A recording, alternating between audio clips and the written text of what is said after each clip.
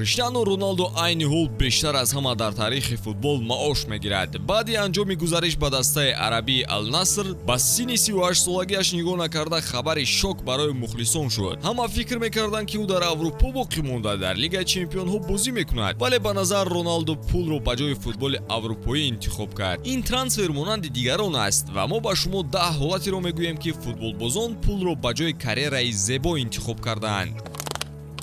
бозиҳои Англия ҷолибу диданӣ рафта истодаанд. Имрӯз Ливерпул ба меҳмонии Брентфорд рафта барои 3 имтиёз рақобат хоҳад кард. Ба фикри шумо шогирдони клуб муваффақ мешаванд ё не? Тамошои ин ва дигар рақобатҳои ҷолиби футболиро бо хизматрасониҳои ширкати 1x ҷолибтар гардонед. Дар 1x регистратсия осон ва пардохт аз тамоми гӯшаи канори дунё, вале муҳимтар аз он бонус то $100 бо промокоди ташфут. Силкаи бозӣ дар комментария. Ба ҳама муваффақият. Якум, Криштиану Роналдо. Албатта мо аз гузариши ӯ шурӯъ мекунем. Баъди тарки дастаи Манчестер Юнайтед кардан пеш аз ҷоми ҷаҳон, ҳама мунтазир буд ки 5 карата барандаи тӯпи тиллоӣ ба дигар дастаи аврупоӣ меравад ва ҳунари зебояшро дубора нишон медиҳад. Вале Роналдо ба ҳама тӯҳфаи баҷоӣ кард. Ӯ Аврупоро дар қафо гузошта сӯи Осиё рафт, ки дар Ал-Наср акнун бозӣ мекунад. Касе чизе нагӯяд ҳам Роналдо ҳоло баландтарин маошро дар таърихи футбол мегирад. Агар сабабашро фаҳмидан хоҳед, пас гӯш кунед. Дар Арабистон андози шахсӣ нест. Ана акнун шояд Роналдо ба ҳоли банкҳо ханда дорад. Дуюм, Самуэл Этоо. Этоо яке аз беҳтарин нишонзанҳо дар насли худ буд ва баъди бозӣ дар дастаҳои Барселона ва Интер ҳамлагари камерунӣ аз пай пул рафт. Дар синни 30 солагии 3 карата барандаи ҷоми Лигаи Қаҳрамонҳо чизу чораашро ҷамъ карда ба дастаи Федератсияи Русия гузариш кард. Аниқтараш ба дастаи Махачкала. Дар Русия лигаи футболӣ қавӣ набуд ва Этоо танҳо барои пул шуда он ҷо рафт. Он даста ӯро маоши баландтаринро дар ҷаҳон дар он замон медод. Ба ҳамёни худ нигоҳ карда Этоо парвои рақобат барои бозингари беҳтарин буданро намекард. Ӯ пулҳои зиёдро ҷамъ карда баъди 2 сол ба лигаҳои қавӣ баргашт. Соли 2013 ба Челси ҳамроҳ шуд.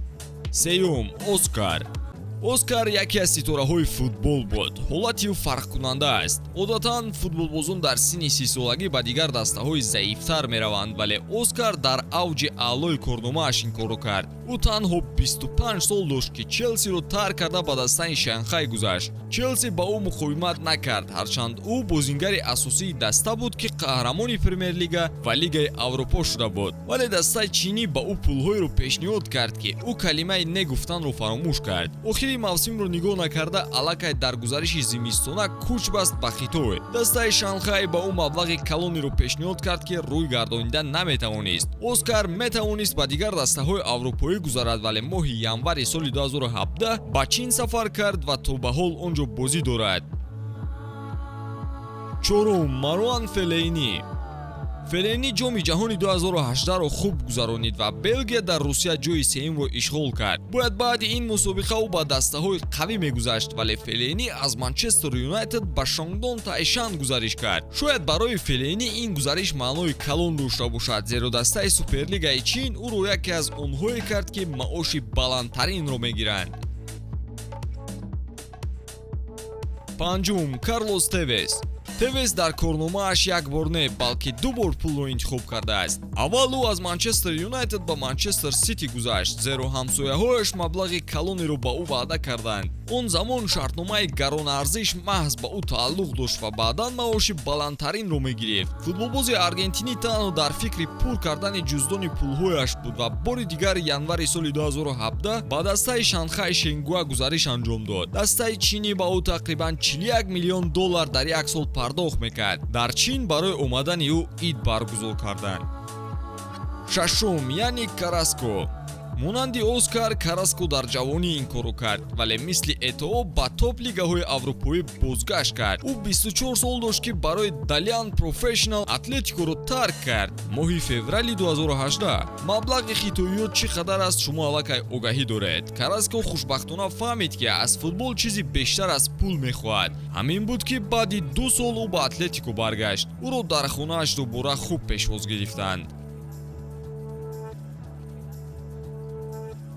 ҳафтум, Эзекиэл Лавези. феврали 2016 вақте лавези 30 сола буд тарки ПСЖ карда ба хабаи Чайна Фортун рафт. тибқи хабарҳо ӯ 10 миллион евро дар як сол мегирифт. ӯ дар чин то соли 2019 бозӣ карда дар синни 34 солагӣ анҷоми корномаашро кард. ҳаштум, Алекс Сонг. ҳама бачаҳои гуфтаамон барои пул шуда зинаҳои поёнӣ фаромаданд, вале Алекс Сонг не. ӯ соҳиби пул шуд, вале дар дастаи хуби аврупоӣ. Алекс Арсеналро дар вақти бозӣ карданаш тарк кард ва медонист ки дар Барселона ба ӯ вақти каме бозӣ медиҳанд ё умуман намедиҳанд. Медонист, вале парвояшро накард. Дар Барселона на чандон бозии устувор нишон медод, вале пулҳои афсонавӣ барояш мегирифту ҷоми аввалинашро низ дар ин даста сабт кардааст. нуҳум, Халк.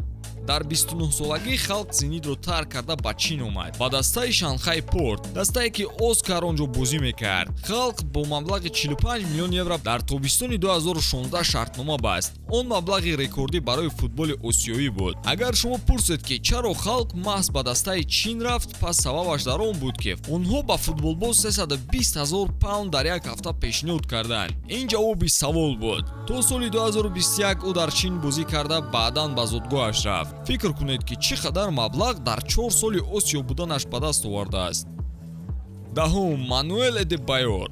Эдебайор мисли Тевес пулро интихоб карда ба дастаи Манчестер Сити рафт. баъди харидории Сити аз ҷониби шайхҳо, Эдебайор Арсеналро тарк карда ба Манчестер гузашт. хабарҳо буданд ки ӯ дар дастаи наваш соли 2019 175 000 паунд дар як ҳафта маош мегирад. он гузариш бадбинии мухлисони Арсеналро зиёд карда буд, чунки баъди голзанӣ ҳам ба дарвозаи Арсенал хушҳолӣ мекард. оё мухлисон ҳақан? Не, чунки ӯ дар Арсенал ситора набуд ва дар синни 25 солагӣ ба дигар ҷо кӯч баст. футболбозон ҳам зиндагӣ доранд ва албатта аз пайи пул мераванд. оё шумо ин гуна бозингаронро дастгирӣ мекунед? агар ҳа, пас дар комментария нависеду лайк гузоштанро фаромӯш насозед.